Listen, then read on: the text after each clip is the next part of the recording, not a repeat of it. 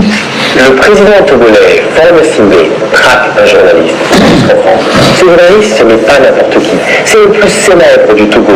Il s'appelle Ferdinand Haïté et ses révélations font trembler la vieille dictature togolaise qui se transmet de père en fils depuis les années 60 avec la bénédiction de l'Élysée. Ferdinand Haïté, qui dirigeait un journal qui s'appelle L'Alternative au Togo, a dû fuir son pays car le régime de Faure Sindé voulait le mettre derrière les barreaux. Lui-même réfugié en France, il reste sous la menace et avec une épée de Damoclès au-dessus de la tête. Selon des informations que j'ai pu recouper, l'homme de presse a été victime à plusieurs reprises de menaces sérieuses et même de filatures d'inconnus qui l'ont conduit à porter plainte en région parisienne. 3 pontes du régime togolais semblent être à la manœuvre derrière ces tentatives d'intimidation. Il s'agit de l'ambassadeur du Togo en France, un officier de l'armée du nom d'Ouro Koura Agadazi. Il y a aussi le ministre de la Sécurité, Calix Majouda, et aussi Paco Adjourobi, qui est ministre de la Justice de Faure Sindé et qui fut, dans une autre vie, adjoint à la mairie d'Evry en banlieue parisienne. Suivez le décryptage avec Afrique TV 55, la chaîne au cœur de l'actualité politique togolaise. Près d'un certain Manuel Valls, après avoir échoué à faire extrader Ferdinand Haïté, ce trio infernal aurait même envisagé de recourir au service de barbouze français pour faire taire le journaliste. Un peu comme ces anciens de la DGSE qui avaient été recrutés par Denis Sassou Nguesso et qui avaient tenté d'assassiner l'opposant congolais Ferdinand Bao en France. Et dans cette affaire, Paris ne se presse pas pour défendre Ferdinand Haïté. Alors, merci à Thomas pour cette vidéo, cette capsule qui a fait le tour. Beaucoup de gens m'ont appelé. Je vous dis merci infiniment pour le soutien. Effectivement, cette semaine, j'ai dû faire des démarches pour rencontrer les services compétents. Quand je parle des services compétents, vous imaginez ce que c'est. Il y a eu des plaintes qui ont été déposées, des mains courantes, plaintes qui ont été déposées, mais il y a aussi certains services compétents qui suivent cette affaire de très près. Parce que nous sommes en France, on est sur le territoire français et je suis journaliste.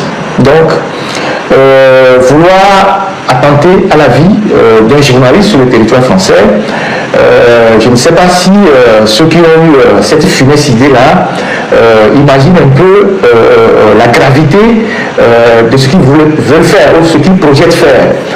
Au départ, c'était une question d'extradition. Lorsque nos amis frères du M66 ont lancé des manifestations à Lomé. Donc, Adjourobi est venu plusieurs fois ici en France avec son ami Afan Bedi, qui a d'ailleurs disparu depuis, pour demander aux Français d'extrader un certain nombre d'activistes, y compris moi-même, qu'ils ont mis dans le lot d'activistes, au lot de journalistes. Le 13 janvier 1963, à 2 h du matin. Lomé, Togo, un coup de feu déchire la nuit. Le premier président du Togo, Sylvanus Olympio, s'effondre, à quelques mètres de l'ambassade américaine, où il cherchait refuge. Qui a appuyé sur la gâchette? Gnassingbé Eyadema, celui qui l'a affirmé, puis nié? Un sous-officier français de la garde présidentielle? Ou une puissance étrangère qui voulait sa mort? 60 ans après, la vérité est enfin dans vos mains. Ce livre, tiré d'archives post-coloniales togolaises, révèle ce que l'histoire officielle a soigneusement caché. Les vrais commanditaires de l'assassinat d'Olympio, la montée au pouvoir de la dynastie Gnassingbé. Les complicités étrangères jamais assumées, les secrets enfouis depuis plus de 60 ans, ne laissez pas l'histoire vous être volée. Le lien est juste en dessous de cette vidéo, cliquez, téléchargez, et découvrez la vérité. Et un refus leur a été opposé. Ils ont voulu chercher, par d'autres moyens, ils ont senti que c'était impossible. À partir de cet instant-là, ils se sont dit, alors puisqu'ils continuent de faire des choses, de nous embêter, de faire des lives, c'est lui qu'on écoute le plus dans le pays aujourd'hui, et tout ça, il fait des révélations qui nous mettent en difficulté. On peut utiliser d'autres méthodes pour l'atteindre.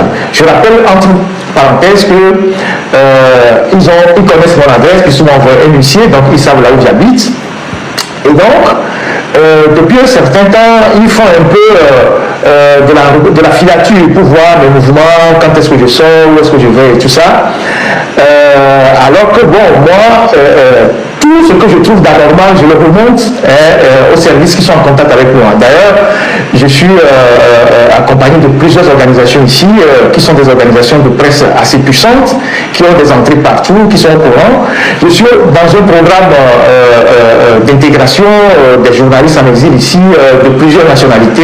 On a des Égyptiens, des Haïtiens, des Iraniens, des Syriens, des Afghans. On est plein dans des programmes comme ça, où on travaille tous les jours, chacun, on partage nos expériences. Nous sommes souvent invités dans des grands événements pour des prises de parole, que ce soit à la Sorbonne, au Collège de France. Dans les grands événements, on est toujours sollicité pour partager nos expériences, parfois pour donner notre expertise. Donc, les organisations sont là, sont au courant. Et je suis quand même, en toute modestie, il y a 2 ans, prix mondial de la liberté de presse, avec le CPJ, avec des entrées aussi partout aux États-Unis. Et donc, toutes ces organisations-là, dès que je trouve des anomalies, je les alerte. Mais en même temps, j'alerte les services de sécurité du pays où je réside pour qu'on puisse avoir un œil sur ce que des gens qui ne supportent pas la contradiction veulent venir faire sur le territoire français. Alors, je sais qu'au niveau de l'ambassade ici, il y a des choses qui se trament et tout ça, je suis au courant. À Lomé, je sais que le ministre de la Sécurité, aussi est très actif dans ces histoires-là. Lui, qui a passé toute sa vie, une grande partie de sa vie en France, et en tant que, je ne sais pas, consul d'abord, je ne sais pas quoi, et puis ambassadeur, il connaît bien les rouages, le réseau de Barnouz, et puis c'est lui qui traite aussi avec les Israéliens qui font la sécurité numérique au Togo, c'est lui qui gère tout ça, donc il connaît tout ça. C'est pas un enfant de cœur, c'est vrai que quand on le voit physiquement, on voit son visage, il a l'air d'être quelqu'un de sympa, mais c'est quelqu'un de très froid, très froid, et quelqu'un qui accepte d'aller travailler dans un gouvernement après l'assassinat de son propre frère. Son propre frère dont les conditions d'assassinat n'ont jamais été éclaircies, parce que les 2 procès qui ont été organisés au Togo, notamment première instance et en cour d'appel, la justice ne nous a jamais démontré que c'est Félix Katanga qui a éliminé Madjumba. Madjumba lui-même, paix à son âme, qui n'était pas aussi un garçon, un enfant de cœur. Je parle de celui qui est décédé. Rien ne justifie son assassinat, mais ce n'était pas aussi un enfant de cœur. Vous le savez, parce que déjà dans les événements de Soudou, le 5 mai 92, son nom est revenu largement comme faisant partie du commando qui ont tiré sur J.P. Soluntio qui a entraîné la mort des gens comme Yati et tout ça. Et ce n'est pas pour ça qu'on ne doit pas chercher la vérité sur sa mort, sur son assassinat. Et donc, tout le monde comprend, même le plus idiot du village, en suivant ce procès-là, c'est que la justice n'arrive pas à déterminer qui a assassiné ce monsieur. Mais son frère doit savoir, parce qu'il est ministre de la Sécurité, il a accès à des informations sensibles. Il doit savoir que l'assassinat de son frère vient certainement de quelque part. Mais comme si rien n'était, il rentre au pays, il devient ministre, et c'est lui qui, depuis le Togo, au lieu de traquer les bandits, les voleurs, qui sont dans les quartiers, qui dérangent les gens, les accidents de route et tout ça, au lieu de régler le problème, il réfléchit à porter atteinte à l'intégrité d'un journaliste sur le territoire français parce que le journaliste les dérange. Donc, son cas, je l'ai suffisamment souligné au service compétent ici. Le cas de Adjouvi, lui c'est un phénomène. C'est quelqu'un qui est d'une irresponsabilité notoire. Si on devait faire une enquête de moralité avant de nommer des ministres au Togo, lui, il ne serait jamais ministre. Même il n'aurait jamais été avocat en France. Je ne veux pas rentrer dans les détails des bêtises en privé qu'il fait et tout ça. Ce n'est pas des gens responsables. C'est des gens... je comprends pourquoi c'est au Togo qu'on peut nommer des gens comme ça ministre. Il a hérité de ministère, il est avocat de formation, et il possède la nationalité française, il a été avocat en France, il sait ce que c'est que comploter pour tuer quelqu'un. Il a été avocat en France, au barreau d'Evry. Il a été adjoint au maire. Il sait ce que c'est que comploter pour tuer quelqu'un. Et lui aussi, il bombe le casse. Et il dit oui, celui-là, on doit le neutraliser. Il faut venir le neutraliser. Puisque vous connaissez notre domicile, je ne comprends pas pourquoi vous ne venez pas le faire. Venez le faire. Et donc, tous ces gens-là, plus tous ceux qui sont avec eux, ils font leur truc là. Moi, la seule chose que j'ai, c'est de les signaler. De donner leur nom, de donner ce qu'ils sont en train de vouloir faire, pour que demain, même si je pogne un caillou et que je tombe dans la rue, sur la route, ne cherchez pas loin. Même si je marche et que je pogne un caillou et que je tombe sur la route là, ne cherchez pas loin. Je vous ai déjà dit ce qu'ils sont en train de faire. Moi, j'ai rien à foutre, je suis tranquille, mais la seule arme que j'ai, c'est d'informer les organisations qui sont des organisations partenaires à moi en tant que journaliste et que je sais que ce sont des organisations très puissantes, c'est d'informer les services de sécurité du pays où je me trouve et c'est de leur dire voilà les indices que j'ai, voilà les individus qui sont impliqués dans telle action. À Djouville, il gagnerait beaucoup plus à aller s'occuper de ses enfants, les enfants qu'il a laissés sur la charge des femmes et tout ça, les conneries que vous faites là. Moi, je ne veux pas rentrer, je ne veux pas tomber sur vous. Mais parce que si je veux tomber sur vous, ça va être grave. Donc, occupez-vous, tu es ministre de la Justice, il y a des tribunaux construits, il y a les conditions des magistrats améliorées, les conditions des fonctionnaires de l'administration pénitentiaire à améliorer. Vous ne travaillez pas, quand vous vous retrouvez dans vos bureaux, c'est comment réfléchir pour aller faire tant qui.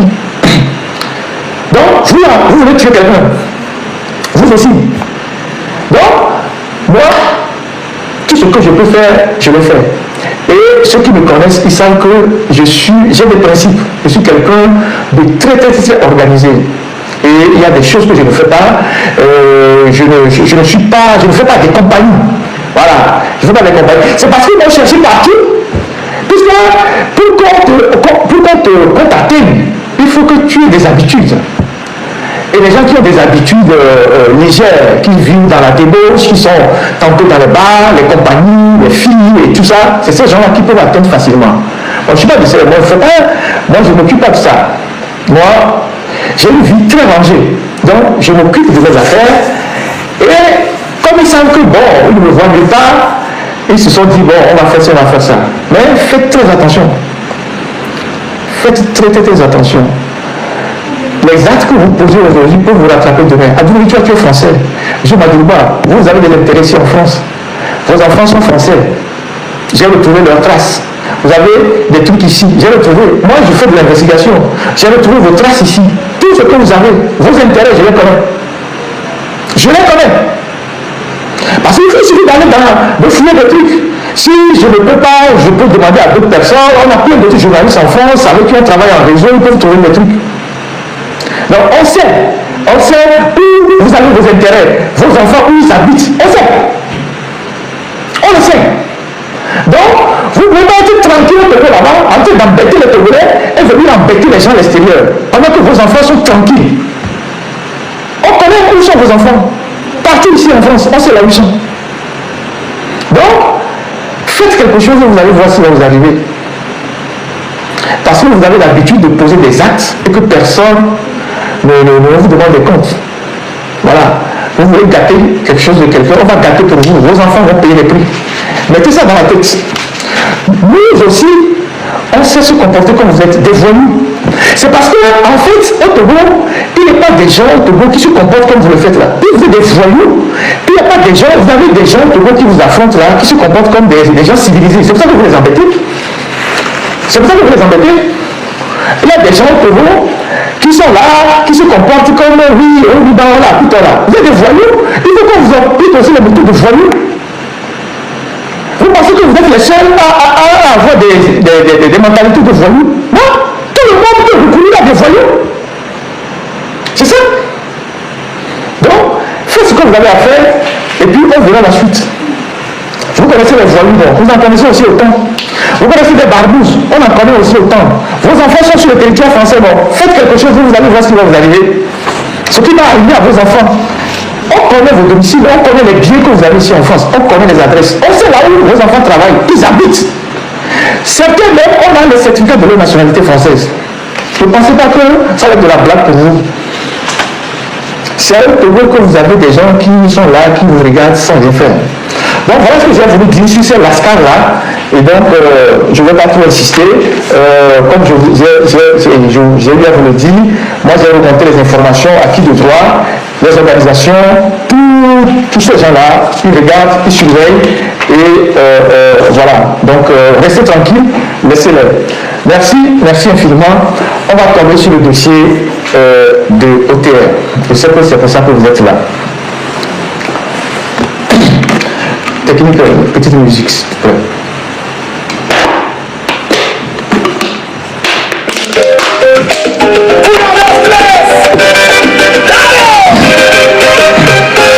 Les millions détournés, les marchés truqués, ils sortent tout à la lumière, ils brisent le mensonge et l'erreur. Les palais tremblent fort quand ils préparent son live.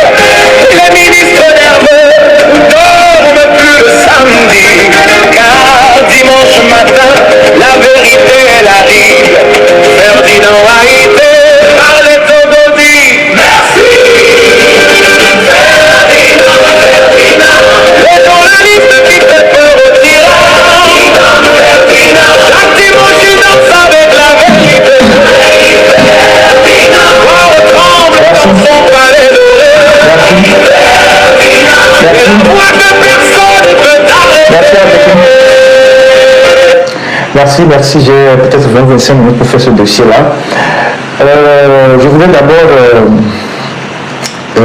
m'excuser la dernière fois, la manière dont j'ai terminé le live, parce que j'étais un peu affecté par les choses que je disais là en direct.